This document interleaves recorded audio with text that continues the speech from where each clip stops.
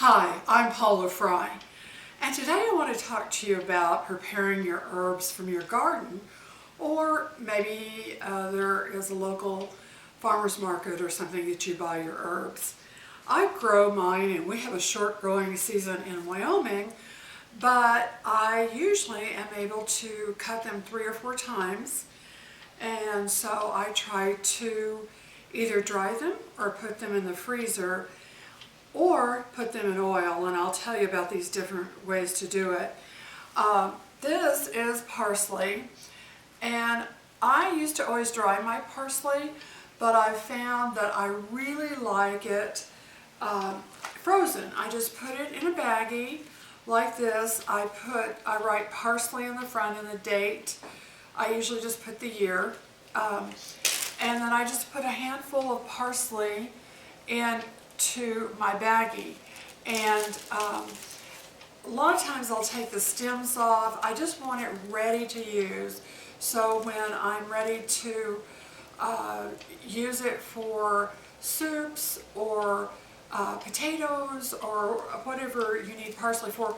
If you freeze it, it's not that good in salads. I have used it in potato salads, and it's good, but so I usually take the parsley off the stem and just put the leaves in my baggie and mark it, and then I put my little baggies in a big freezer bag with the year written on the outside of it, and I list the herbs that are in this bag.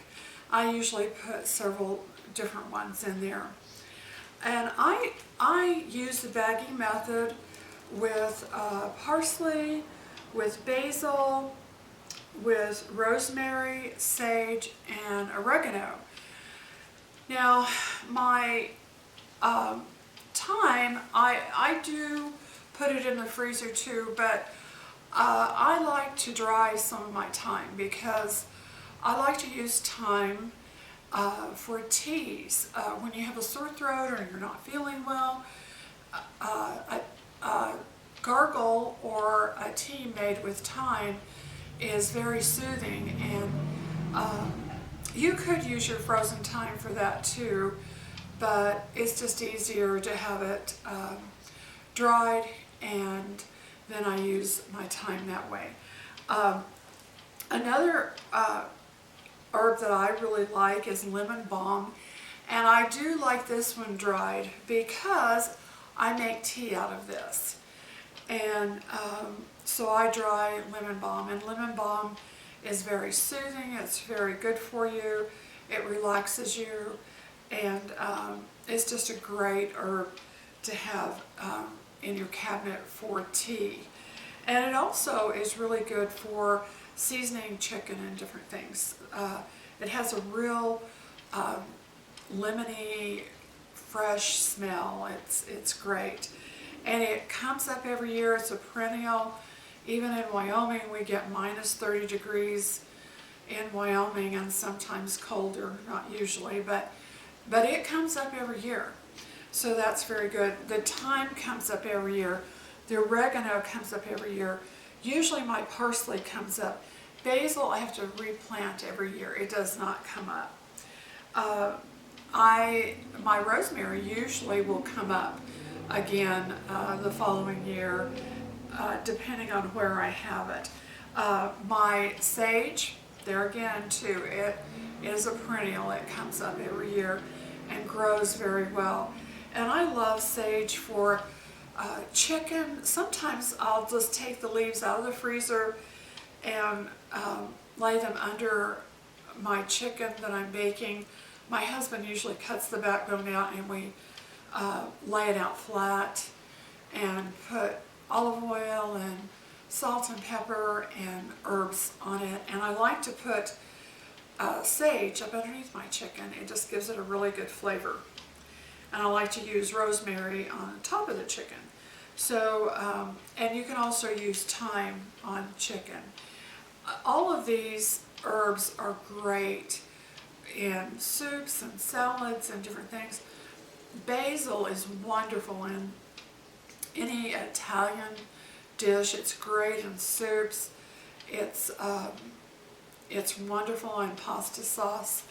I make homemade pasta sauce that I use basil. So that's wonderful to have in your refrigerator, in your freezer, ready to use.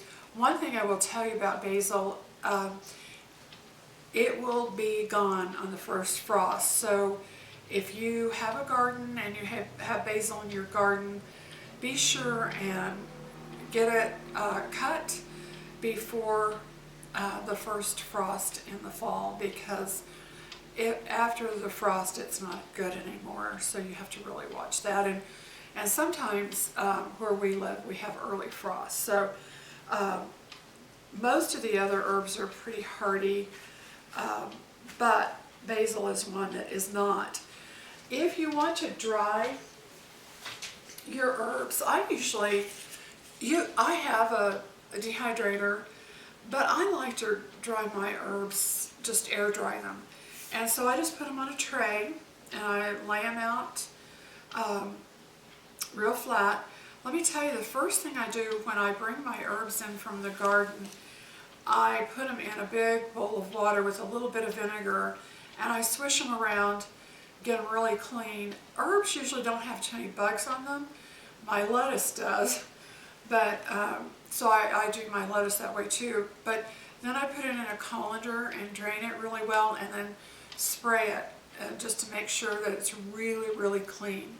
And that's very important. The bees love my thyme and my lavender. They really love, and my mint. But anyway, so you put the herbs on here. For instance, I would put my lemon balm on here, and then I cover it with a paper towel.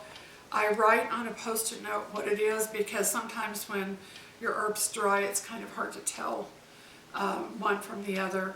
But and then when usually it takes about 2 weeks.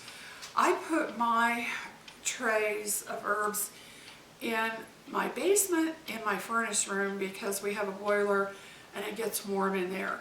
So it's a perfect place to dry my herbs, and they're ready in just a couple of weeks. But then when they're dry, I take them and I take them off the stem, and I put them usually in a jar. And lemon balm, like I said, makes a great tea. So that's how I do that. And you can dry any of these herbs. If you don't have room in your freezer, just dry them. And you can put them in Ziploc bags. If you don't have room in your cabinets for jars, you can recycle your spice bottles and put them in that. So there's just a lot of different ways to prepare your spices, your herbs. One thing I want to tell you, herbs grow really well in pots too. So if you don't have a garden area, you can grow them in pots, and they come up really well and do great. So, and you usually just need to water them every few days depending on how hot it is in your area. So that's how I do that. Another thing I want to tell you about lavender. I love lavender, and I like lavender oil. And I make a lot of my own creams and makeups. And I have a book called 21 Keys for Renewing Your Health. And in that book are tons of great recipes for makeups, and just a great book for anyone with autoimmune disease or any health problem. It just gives you a great way to be healthy and feel good and renew your life. But one thing that is in the book is recipes for creams and balms and salves. And I harvest my lavender and I put it in my olive oil bottle and shake it up every few days.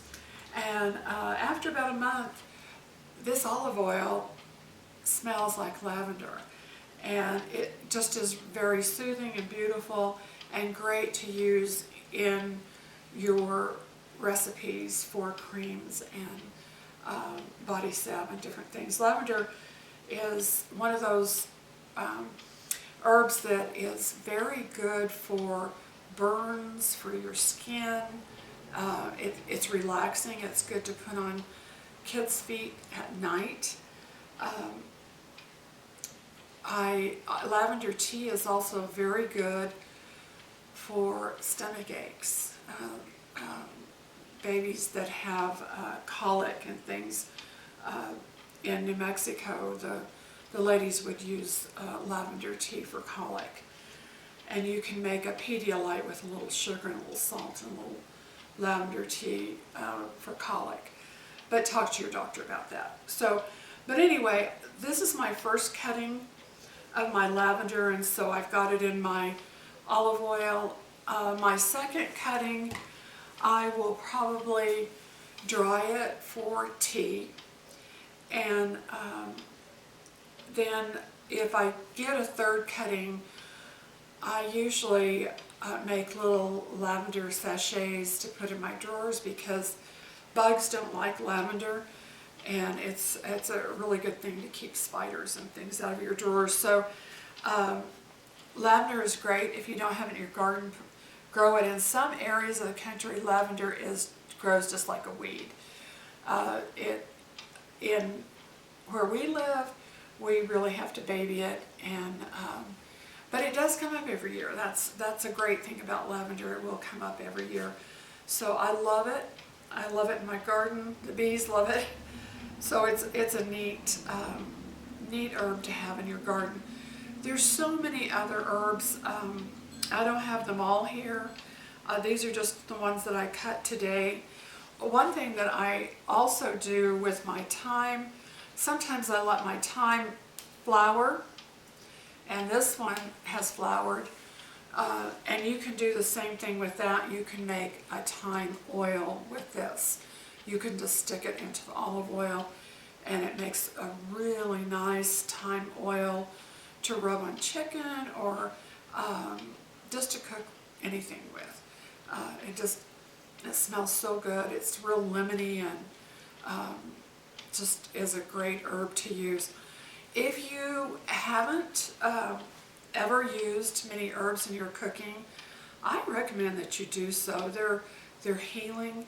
They add flavor. You can use less salt and other seasonings. So herbs are a great way to make any dish that you prepare wonderful. And people probably ask, what did you put in here? It tastes so good.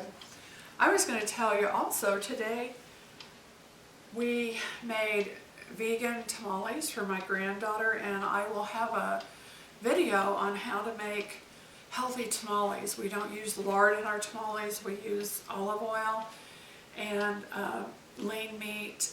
These vegan tamales have black beans and quinoa, and they're just delicious. And my granddaughter is eating vegan now, and so we're trying to help her out. She's in college, and this will be a real quick meal for her. You can keep them in the freezer, which is really nice, but I'll have a video on that. We also made bread today, and I am going to have a video on bread making and how I make a really healthy bread that's great for you and makes great toast. But I just hope that you will start using herbs, that maybe next year you'll start growing your own herbs, and remember that you can put them in the freezer. One thing that I didn't tell you is once you pull them out of the freezer, you can crunch the bag up with your fingers and break up those herbs into smaller pieces so they're ready to use, and you just take out what you need and you can put the bag back in the freezer. So that's really nice.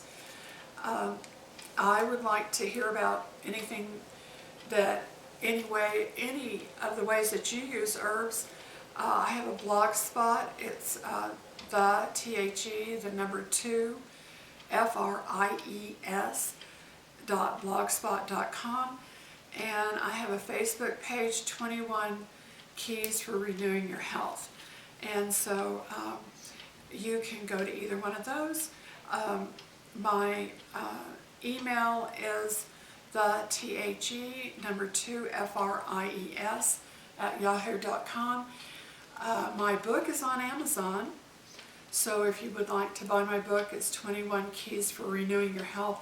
Lots of good recipes, wonderful ideas, my lifetime journey of wellness and how I learned about how to be healthy. So I just hope you enjoy using herbs, and thank you. Bye-bye.